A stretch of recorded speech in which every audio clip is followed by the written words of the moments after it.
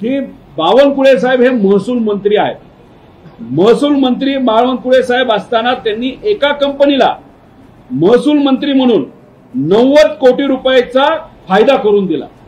तो कसा फायदा करून दिला तर काही महिन्यांपूर्वी आपण जर बघितलं तर बावनकुळे साहेबांचा जो विभाग आहे तो जो रेव्हेन्यू विभाग आहे त्याच्यामध्ये त्यांच्याच एका नेत्याने म्हणजे आमदाराने बावनकुळे साहेबांना मंत्री म्हणून प्रश्न विचारला होता। काय प्रश्न होता की ते आमदार कोण होते? लोणीकर, बबनराव लोणीकर हे परतूरचे आमदार आहेत। त्यांनी त्यांना प्रश्न केला होता। प्रश्न काय केला होता? अधिवेशनाचा विषय हा। त्यांनी प्रश्न केला होता की शेवगाव पंढरपूर या पालखी दिंडी मार्गाचे काम कंट्रॅक्ट मेगा इंजिनिअरिंग, आता मी पुरावा सुद्धा दिलेला आहे। मेगा इंजिनिअरिंग कोण? तर भाजपला सगळ्यात जास्त पैसा हा जो काही इलेक्शन बॉन्डच्या मदतीने दिला होता, जर कुठल्या कंपनी दिला होता तर मेगा इंजिनिअरिंग। मेगा इंजिनिअरिंगनी तहसीलदारली म्हणजे 2 तालुक्याचे तहसीलदार आहेत, यांनी दोघांनी मिळून 90 कोटी रुपयाचा दंड लावला होता। तो दंड लावल्यानंतर तो कमिशनर पर्यंत विषय गेला। कमिशनरनी सांगितलं हा दंड योग्य आहे, कारण मेगा इंजिनिअरिंगली इलिगल पद्धतीने खनिज म्हणजे दगड, माती, मुरुम हा त्या ठिकाणी सरकारला न सांगता तो काढला गेला होता आणि सरकारचा मोठ्या प्रमाणात त्याच्यामध्ये महसूल हा बुडला होता। त्यामुळे कमिशनरांनी सांगितलं नाही, 90 कोटी जो दंड हा दोन्ही तहसीलदारांनी तो योग्य पद्धतीने लावलेला आहे। आणि मग ही केस कुठे हिअरिंगला आली तर ही केस बावनकुळे साहेबांच्या समोर हिअरिंगला आली।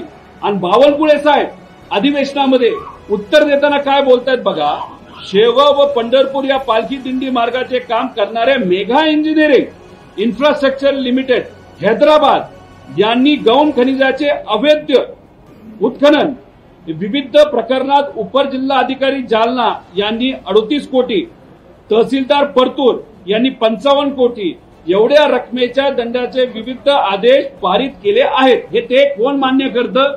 हे बावनकुळे साहेब मान्य करतात, मी नाही, बावनकुळे, खुद्द बावनकुळे साहेब। त्याच्यानंतर दुसरा, तहसीलदार परतूर यांनी विविध प्रकरणी दिलेल्या आदेशाविरुद्ध अपर विभागीय आयुक्त क्रमांक 1 छत्रपती संभाजीनगर यांच्याकडे दाखल केलेले अपील फेटाळण्यात आले। अहिल्यानगर त्याविरुद्ध मंत्री महोदय म्हणजे कमिशनर साहेबांनी हे फेटाळलं आणि मग हे हिअरिंगला कुठं आलं तर हे हिअरिंगला आलं खुद्द बावनकुळे साहेबांकडे। म्हणजे अधिकारी काय म्हणतात, तहसीलदार आणि कमिशनर हे म्हणतात की सरकारचा 52 कोटी रुपयाचा हा महसूल हा बुडलेला आहे। त्यामुळे ह्या मेगा इंजिनिअरिंगवर कारवाई झाली पाहिजे आणि ती कारवाई अधिकाऱ्यांनी केली।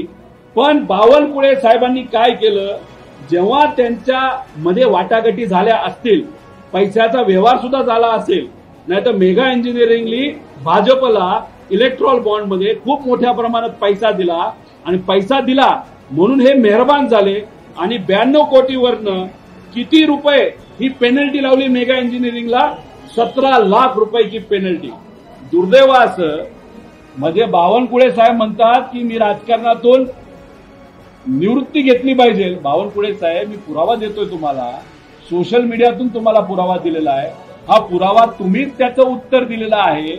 आता तुम्ही माझ्यासारख्या छोट्या कार्यकर्त्याच्या निवृत्तीबद्दल तिथं बोलला, तुम्ही फार मोठे नेते आहात, तुम्ही निवृत्ती घ्यायची काय घ्यायची हा अधिकार मला नाही, पण मी तुम्हाला विनंती एवढीच करतो, जो पुरावा तुम्ही मागितला तो पुरावा मी दिलेला आहे।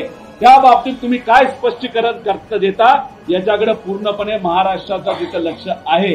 त्यामुळे या बाबतीत तुम्ही स्पष्टीकरण दिलंच गेलं पाहिजे।